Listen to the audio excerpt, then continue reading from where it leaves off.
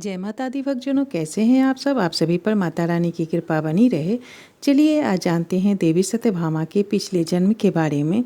कौन थी देवी सत्यभामा। पद्म पुराण में बताया गया है कि एक बार देवी सत्यभामा ने श्री कृष्ण से पूछा कि हे देव, मैं धन्य हूँ, मैं संतुष्ट हूँ, मेरा जीवन सार्थक हो गया।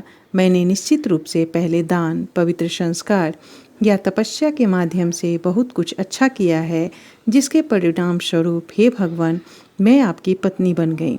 हालांकि नश्वर से पैदा हुई हूँ। पिछले जन्म में मेरा आचरण कैसा था, मैं कौन थी, किसकी बेटी थी, कैसे मैं आपकी प्रिय बन गई, मुझे कृपया कर सब कुछ बताइए। तब श्री कृष्ण ने कहा, हे प्रिय, एकाग्रचित होकर सुनो कि तुमने अपने पूर्व जन्म में किस प्रकार उत्तम पवित्र संस्कारों का पालन किया था। मैं तुम्हें सब कुछ बताऊंगा। कृतयुग के अंत में मायापुरी में देव शर्मा नाम के एक उत्कृष्ट ब्राह्मण थे। वह आत्रेय थे और वेदों के ज्ञाता थे और वेदांग के काफ़ी ज्ञाता थे। जब वह काफ़ी वृद्ध हो गए तो उन्होंने एक गुणवती नामक पुत्री को जन्म दिया। उनका कोई पुत्र नहीं था। उन्होंने अपनी बेटी का विवाह कैड्रा नामक अपने शिष्य से कर दिया। वह उसे अपना पुत्र और पूर्ण संयम का शिष्य मानते थे। उसे भी वह अपने पिता के समान ही आदर देता था। एक बार वे दोनों कुश लाने के लिए वन में गए। घास की बहली टनिया राक्षस द्वारा मारे गए थे। मृत्यु के देवता ने उन पर भयानक रूप से आक्रमण कर दिया और वो दोनों मारे गए। और उसके बाद वे दोनों ही विष्णु लोक चले गए अपने अपने गुणों के बल पर। यह सुनकर कि उन दोनों को एक राक्षस ने मार डाला है, गुणवती अपने पति के साथ साथ अपने पिता से अलग होकर अत्यंत व्यथित हो गई और दयनीय भाव से विलाप करने लगी।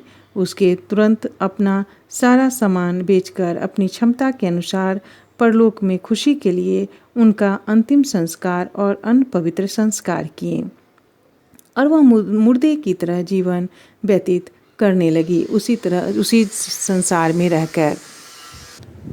आपने 2 व्रतों का जीवन भर पालन किया था। 2 व्रत में थे एकादशी का व्रत और कार्तिक का पवित्र संस्कार। इस प्रकार गुणवती हर वर्ष व्रत करती थी और एक बार वह दुबला पतला शरीर ज्वर से पीड़ित हो गया। शारीरिक पीड़ा में थी, फिर भी बड़ी कठिनाई से धीरे धीरे गंगा के पास तक गई और नहलाने के लिए जैसे ही पानी में उतरी, ठंड से व्याकुल हो गई और कांप उठी। तब तक संकट में पड़ी महिला को आकाश से आया हुआ एक हवाई रथ दिखा दिया और वह उस हवाई रथ में सवार हो गई और बैकुंठ लोक में चली गई। कार्तिक व्रत की योग्यता के कारण वह मेरी उपस्थिति में आई।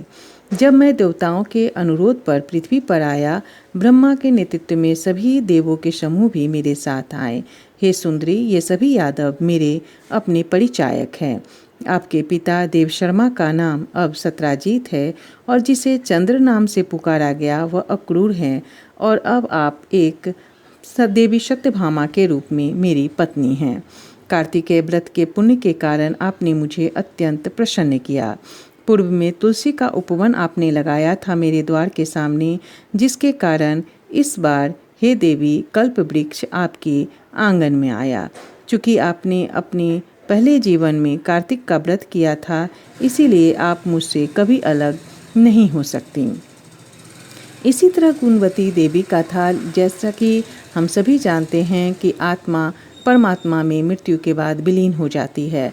जब कोई भी पुण्य आत्मा जब ईश्वर की पूरी तरह से भक्ति करती है और मोक्ष की प्राप्ति करती है तो वह ईश्वर में ही विलीन हो जाती है।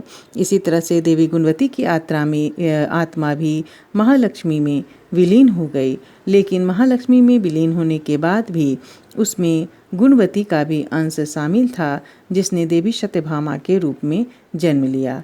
यूँ तो देवी सत्यभामा को भूदेवी का अवतार माना जाता है, क्योंकि देवी लक्ष्मी ही का ही एक रूप भूदेवी भी है, जिसे श्री कृष्ण ने अपनी पत्नी के रूप में स्वीकार किया। क्योंकि श्री हरि हर रूप में सिर्फ लक्ष्मी को ही अपनी पत्नी रूप में स्वीकार करते हैं और लक्ष्मी जी ही एकमात्र उनकी सही सखी हैं और उनकी पत्नी भी हैं। जय श्री कृष्ण। राधे राधे।